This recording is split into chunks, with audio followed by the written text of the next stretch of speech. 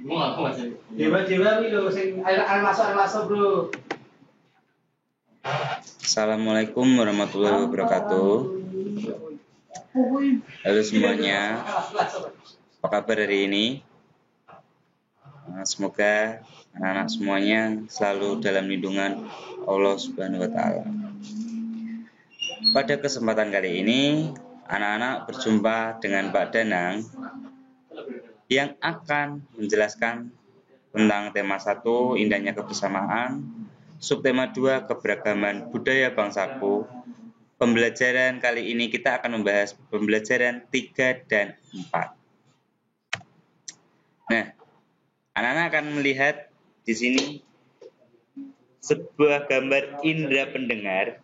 Di sini kalau indera pendengar dibedah, mungkin gambarnya akan seperti ini. Semuanya pasti akan sama. Nah, indera pendengar itu bagiannya apa saja, fungsinya apa saja, nanti kita akan bahas. Sebelumnya kita akan membahas fakta mengenai telinga atau indera pendengar. Telinga merupakan organ tubuh yang rumit dan sensitif. Semua bagian di luar maupun di dalam, telinga bekerja secara berkesinambungan untuk mendeteksi dan menganalisa suara yang terdengar sehingga mampu berkomunikasi dengan dunia di sekitar kita. Fakta tentang telinga yang perlu kita ketahui. Yang pertama, mampu membersihkan dirinya sendiri. Telinga memiliki zat lilin yang diproduksi oleh telinga sendiri yang berfungsi untuk melindungi telinga dari berbagai kotoran. Proses ini dilakukan dengan bantuan rambut kecil yang ada dalam telinga kita ini. Biasa disebut dengan silia, rambut-rambut yang ada di telinga kita. Proses mendengar tidak pernah berhenti meski kita tidur. Nah, telinga mampu mendengar meski kita dalam keadaan tidur. Hal ini terjadi karena otak menjadi perantara dari telinga sedang mengalami istirahat, sehingga menutup kemampuan kita untuk mendengar. Namun sebenarnya telinga kita tetap bisa mendengar. Contohnya, ketika anak-anak sedang tidur, anak-anak dibangunkan sama kakak atau saudara dengan cukup dipanggil. Dan anak-anak pasti akan bangun dengan sendirinya tanpa disentuh. Nah, itu pengaruh juga dari faktor indera pendengaran kita. Rambut halus di telinga tidak pernah tumbuh. Jadi, anak-anak harus menjaga rambut yang ada dalam telinga kita. Karena sekalinya dia rusak, dia tidak akan tumbuh lagi. Padahal fungsi dia sangat penting dalam peran indera pendengar kita. Apalagi anak-anak bermain untuk memotong ataupun mencukur rambut yang ada di dalam telinga. Itu jangan sampai terjadi karena rambut itu tidak akan pernah tumbuh kembali. Nah, di sini anak-anak akan melihat bagian-bagian dari telinga secara lengkap. Mulai dari daun telinga, ada saluran telinga, gendang telinga, saluran gelung, serambi, lalu ada rumah siput, biasa disebut dengan koklea, juga ada pembuluh yang menyalurkan ke otak kita, seperti itu. Setelah anak-anak melihat ini, nanti anak-anak akan ada tugas untuk membuat tentang peta pikiran tentang indera pendengar. Jadi peta pikirannya itu ada bagian-bagian indera pendengar, cara kerja, cara merawat, dan fungsinya. Tapi Pak Danang akan mengulas sedikit-sedikit saja tentang yang pertama, bagian-bagiannya. Tadi sudah Pak Danang lihat kan, ada gambar, di situ ada tulis-tulisannya, mulai dari daun telinga, dan berbagainya sampai ke pembuluh. Nah, nanti anak-anak akan buat itu dalam peta pikiran. Cara kerja. Nah, cara kerja ini sangat penting untuk kita ketahui. Suara masuk ke dalam telinga kita dan ditangkap oleh gendang telinga. Getaran gendang telinga diteruskan oleh tulang-tulang pendengar ke ujung saraf. yang nanti akan diteruskan ke otak sehingga kita dapat mendengar suara yang dari luar, seperti itu. Selain mengetahui cara kerja, anak-anak juga jangan sampai lupa dengan cara merawatnya. Yang pertama, tentang kebersihan. Kita harus selalu membersihkan dengan baik. Selain bersih pun, anak-anak juga bisa merawat dengan hal lain. Contohnya, anak-anak jangan terlalu sering mendengarkan suara-suara yang terlalu keras dengan terlalu sering. Contoh, biasa kalau remaja-remaja yang sering mendengarkan musik, apalagi musik rock seperti itu, biasanya mereka senang banget menggunakan handset ataupun menggunakan salon juga. Dia akan menyalakan dengan volume yang sangat keras, dan kadang volume yang keras itu ditinggal tidur, justru malah tidak dimatikan, sampai tidur pun suara itu masih menyala. Nah, itu sangat tidak baik. Jangan sampai terjadi seperti itu ya. Lalu selanjutnya ada fungsi. Telinga merupakan indera untuk mendengar, itu sudah pasti. Itu fungsi.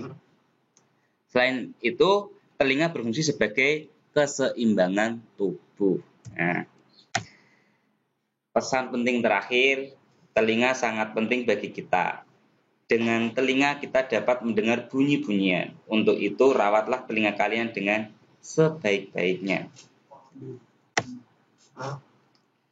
Di buku tema 1 nanti anak-anak akan menjumpai uji coba ataupun percobaan yang bisa dilakukan di rumah bersama orang tua, saudara, ataupun kakak adik. Yang intinya percobaan itu membuktikan bahwa indera pendengar kita dapat bekerja dengan baik. Nanti anak-anak bisa simak di buku tema 1. Selanjutnya kita akan menuju ke subtema 2 pembelajaran 4. Nah, jadi pembelajaran 3 Pak Danang menuju ke indera pendengar. Sekarang kita mulai ke pembelajaran 4. Di sini ada gambar-gambar yang sangat beragam.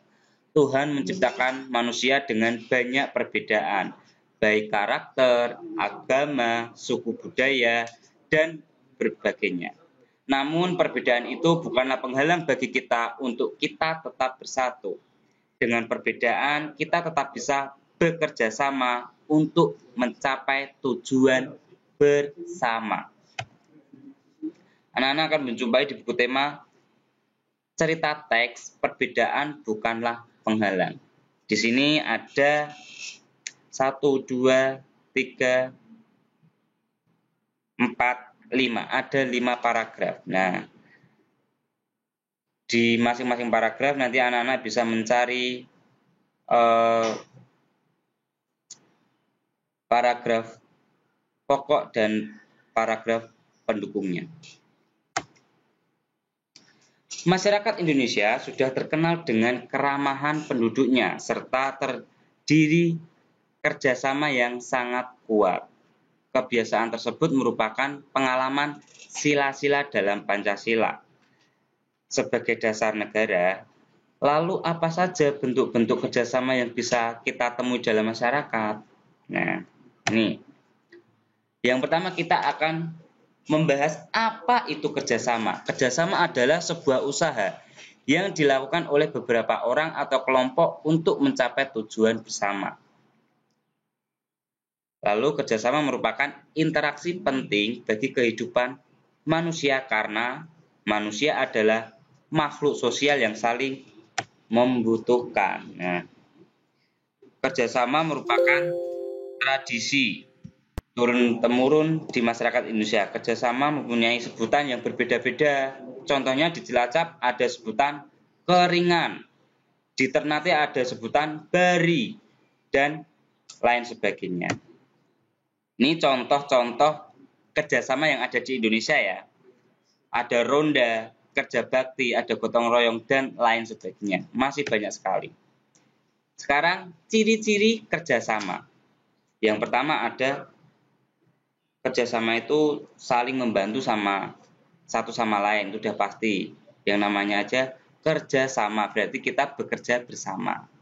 Lalu ada tidak mengerjakan sendiri. Sudah pasti karena namanya juga kita bersama-sama, pasti kita tidak akan sendirian. Dapat diajak bekerja sama dengan rasa ikhlas dan tidak mementingkan dirinya sendiri. Itu yang paling penting. Tujuan kerjasama pun pekerjaan cepat selesai dan terasa ringan. Karena satu pekerjaan kita kerjakan bersama-sama, tidak sendirian. Itu pasti akan cepat selesai. Ada tujuan lain, yaitu menyadarkan masyarakat untuk mendahulukan kepentingan umum dibanding kepentingan pribadi.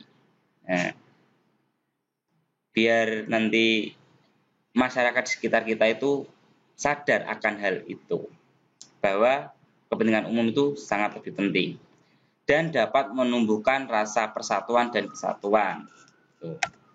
Oke, pembelajaran 4 cukup sekian dari Pak Danang. Nanti tugas penugasan akan menyusul di grup WA.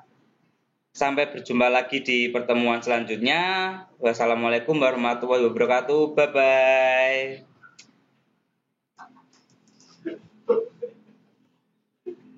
Banana.